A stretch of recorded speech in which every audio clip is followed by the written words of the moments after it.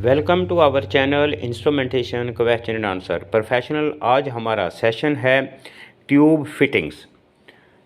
Tubing जो है आपको पता है कि इंस्ट्रूमेंटेशन में इसका बहुत इम्पोर्टेंट रोल है। ट्यूबिंग जो है वो बहुत ज़्यादा यूजेस होती है।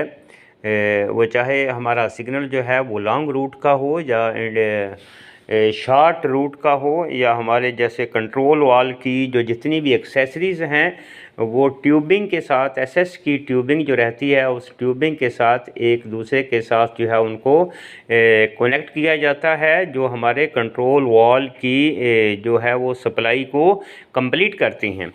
तो आज इसके बारे में डिटेल के साथ डिस्कस करेंगे। तो चलें, आज का सेशन स्टार्ट करने से पहले सबसे पहले आपसे गुजारिश है कि अगर अभी तक आपने हमारा चैनल सब्सक्राइब नहीं किया तो अभी कर लीजिए, और साथ ही साथ बेल आइकन के बटन को भी प्रेस कर दीजिए ताकि हमारी हर आने वाली video from instrumentation question and answer से सबसे पहले आप तक पहुंचे, जो कि आपके प्रोफेशन को इम्प्रूव करे।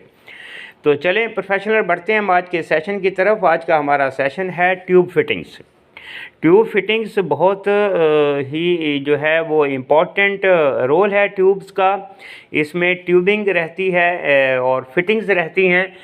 सबसे पहले हम आपको ये बता दें कि ट्यूब का जो इंस्ट्रूमेंट में जो ट्यूबिंग यूज़ की जाती है उनके साइज़ होते हैं 6 mm, 8 mm, 10 mm और 12 mm। ठीक है, इसी तरह फिटिंग्स के भी वही साइज़ होते हैं 6 mm, 8 mm, 10 mm और 12 mm।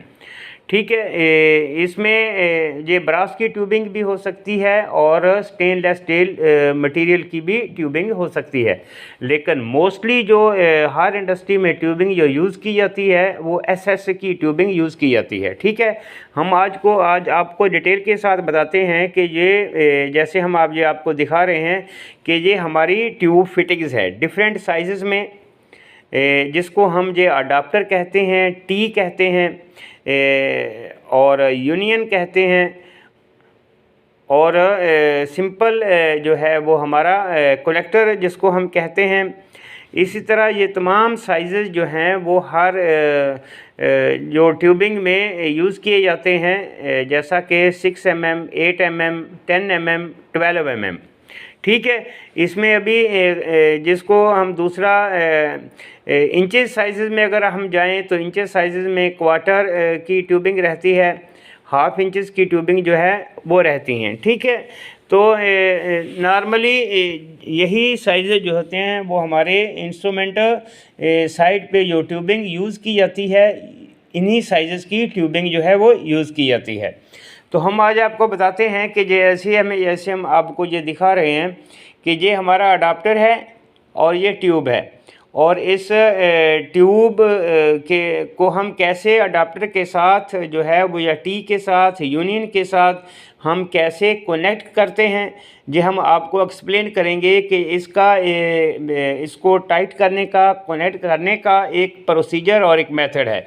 उसी प्रोसीजर और मेथड को आप फॉलो करेंगे तो आप जो है वो आपकी ट्यूब फिटिंग जो है वो परफेक्ट होगी, वरना उसमें लीकेज के बहुत ज़्यादा चांसेस होंगे। इंटरव्यू में आपसे ये क्वेश्चन किए जा सकते हैं कि ट्यूब के साइज़ क्या हैं और इसको हम कैसे कनेक्ट करते हैं। बहुत सारी जगह पे इंटरव्यू में आपसे ये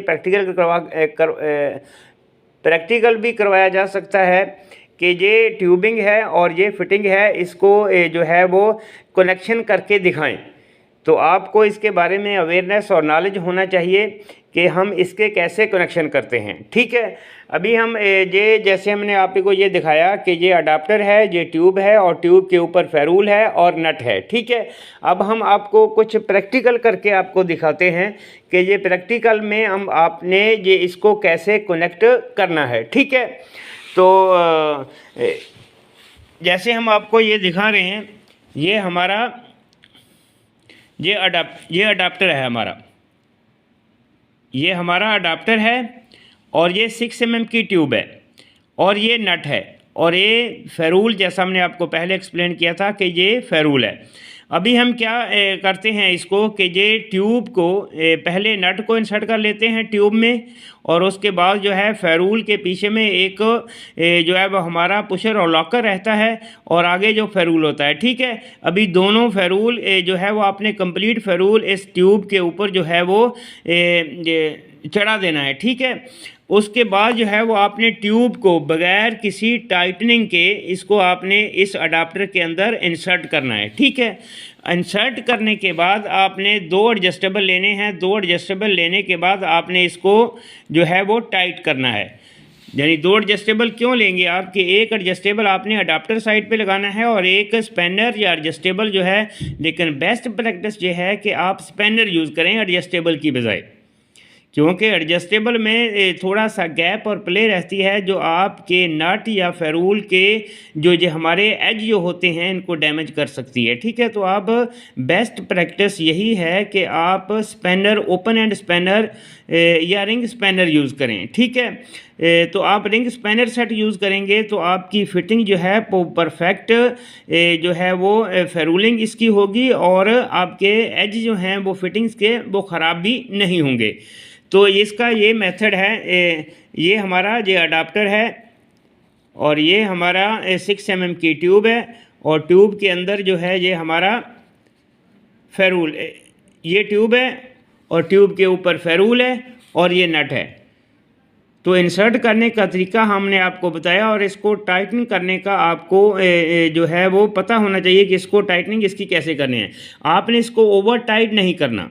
अगर ओवर टाइट करेंगे तो ये फेरूल जो है वो आपकी ट्यूब को ज़्यादा पंच करेगा जिससे लीकेज होने के चांसेस भी रहते हैं। इसको लूज़ टाइटनिंग भी नहीं करना है, ओवर टाइट भी नहीं करना है। आपने मीडियम में टाइट रख के इतना टाइटनिंग करनी है कि ये फेरूल जो है वो पंच हो जाए जो ट्यूब के साथ। फिर आपने इसको ओपन करके ये कंफर्म कर लेना है, इंस्पेक्शन कर लेनी है कि हमारा फेरूल जो है वो परफेक्टली पंच हो चुका है। तो प्रोफेशनल ये मेथड है ट्यूबिंग और फेरूलिंग करने का।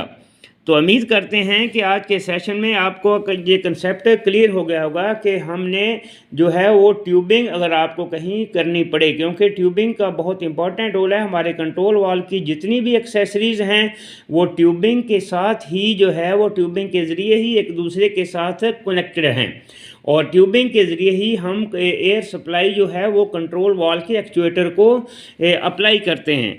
तो पर आपको ये जो है वो अवेयरनेस होनी चाहिए कि हमने जो ट्यूबिंग जो है वो इसको कैसे कनेक्ट करना है। ठीक है, इसमें साइजेस हमने आपको पहले ही एक्सप्लेन कर दी हैं कि 6, 8, 10 और 12 mm की ट्यूबिंग और फिटिंग जो है वो यूज़ की जाती है। ठीक है, और उसमें इंचेस साइज पे आए तो क्वार्टर और हाफ की ट्यूबिंग जो है वो यूज़ की जाती है।